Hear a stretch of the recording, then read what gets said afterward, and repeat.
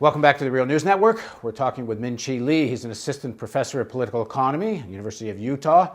And today we're talking about climate change and China. Thanks for joining us, Minqi.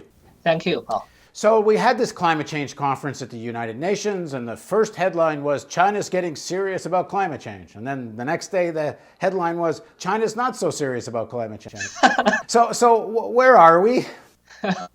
Well, I guess China is not that serious, but China is paying good lip service. First of all, does China believe there is a climate change crisis? Do they believe that what is the preponderance of scientific opinion? And if they believe it, are they doing anything about it? Well, the official stance right now is that they do believe in climate change. And on the other hand, while I'm in China, I do meet many people who are actually climate skeptics and suspect that this is one of the Western conspiracy to try to slow China's development. As far as China's official policy is concerned, China now has promised to reduce the so-called carbon intensity of GDP or emission intensity of GDP. I think we should not confuse the carbon intensity with the emissions. And what we do need right now is absolute reduction of emissions on the global level by 50% by 2050 from 1990 levels. And China now already accounts for over 20% of global emissions. So that basically means China should share roughly the same kind of obligation as the world as a whole. However, instead, right now China is talking about its economy will continue to grow. It will only reduce the ratio of emissions relative to economy. That in fact will mean China's emissions will continue to grow by 4%, 5% a year in the future.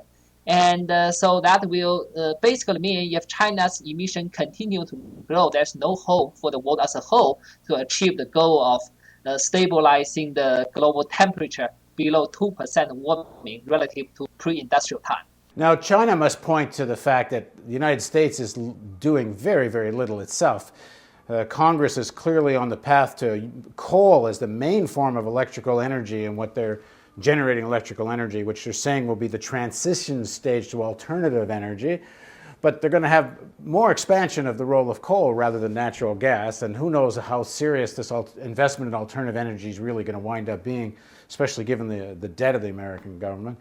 So, I mean, what motivation, in terms of this competition with the United States, how much is this an issue for China that the U.S. is more words than action? Well, this, of course, I think what people are saying about the U.S. is very true. And the House bill on climate change by itself is inadequate.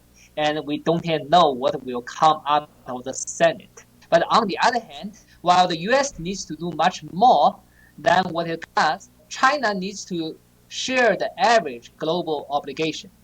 But unfortunately, under the current global capitalist system, and each nation state primarily cares about national capital accumulation. And so despite their rhetoric talk, there's not really substantive progress they are making to actually save the humanity from climate catastrophe. Is China really doing any less than the United States? That depends on how you measure it. What is going on right now is that both the US and China contribute about the same share to the global emissions. And so both contribute about 20%. So in that sense, both of them share equal responsibility. But is China doing any less to reduce their emissions than the United States is? I know there's a lot of good language coming out of the United States, but in terms of real action, is China doing less than the United States, or are they both just saying a lot of nice words? I guess both of them are saying a lot of good words. And if you want some statistics, China's emissions are growing much more rapidly than the US. And on the other hand, because China's economy is growing rapidly, China is building more renewable energy capacity than the US. So I guess both of them can claim some credit. In the meantime, both of them continue to make the climate worse. Thanks very much for joining us, Minqi. Thank you very much. And thank you for joining us on the Real News Network. And if you want more climate change reporting. In fact, we would like to hire a producer to do nothing but climate change reporting. So if you want that, we need you to click the donate button. Thanks very much for joining us on the Real News Network.